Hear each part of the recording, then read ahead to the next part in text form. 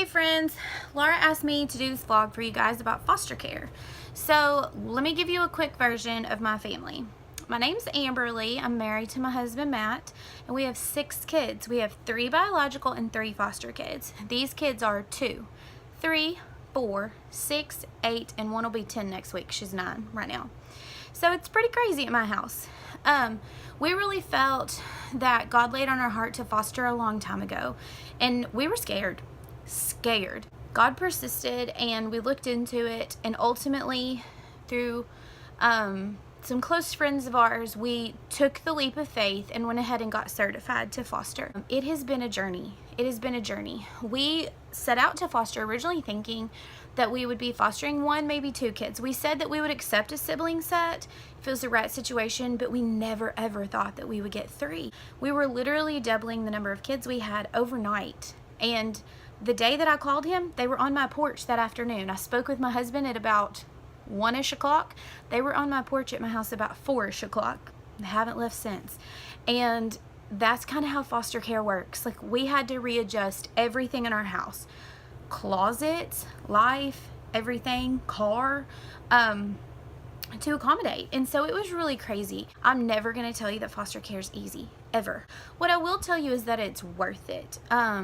It is the hardest thing that I've ever done. One of those things that I know is making me better. I know is drawing me closer to Jesus.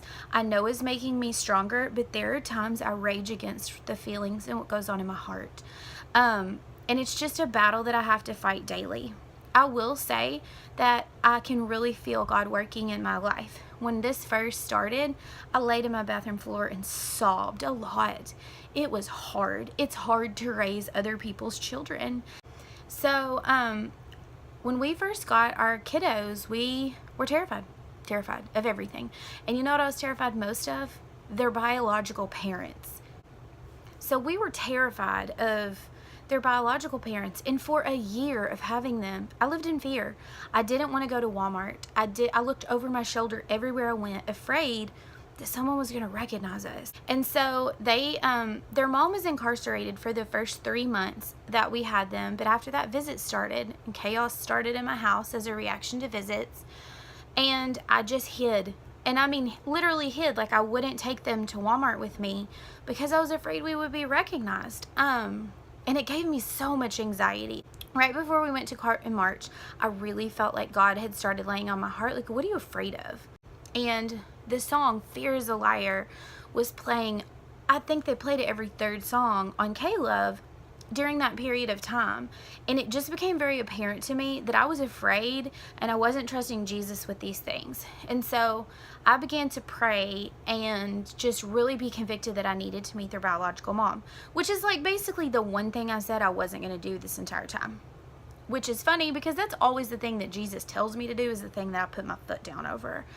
So I went to court in March and I met their biological mom, who is precious and who has welcomed me in with open arms. She and I just connected immediately, and we have talked every single day since.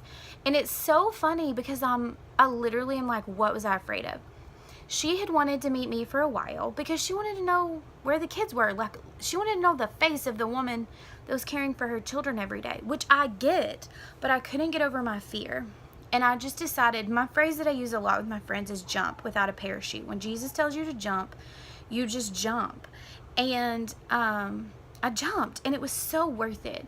She has been so involved in our lives, and the next time we went back to court, which was today actually, it was really neat to hear. Like, she spoke such kind words about me to the judge, and it was just magic. It was just magic. And I know that every situation with a biological parent can't be this way. She and I have talked and said it's almost like beauty from ashes. And it's just been so wonderful. She has loved on my biological kids and considers them her nieces and nephews, just like she loves on her own biological kids. And it's just family. It's just family. And we're mending so many things that have been broken. And it's just one of those things that when I was going into foster care, I felt like, how can this happen? Like, these are bad situations. These are scary situations. And you basically go into it with this whole entire scary list of what if. And I remember writing down the quote at one point that was like, if not now, when? And if not us, then who? But I had an analogy come to mind, and if you are in a car wreck and you're on the side of the road stranded and you can't get out of your car, and you see car after car recognize you but not stop to help, and in each one of those cars the people think, oh, the next person will do it, somebody else will save them, somebody else will stop, and time goes on, and you're cold and you're hungry, and you just see person after person, and each person says, oh, the next person will get them, somebody else will do it. I feel like that's a lot like fostering. Like, if not you, then who? And I'm not saying that every family is called to foster, but I know that that was a really convicting point for me. The number one thing that foster families hear is that someone can't do it. They would be too attached. That's good. That's good. That child deserves to be loved so hard that if they go home, you are broken, you are devastated, you are grieved at their loss because you loved them so hard. The song Hard Love has resonated with me in a big way. And it says, hold on tight a little longer. What doesn't kill you makes you stronger. Get back up. It's a hard love. And those words come to me time and time again. Get back up. It's a hard love. And nobody said it would be easy, but they said it would be worth it.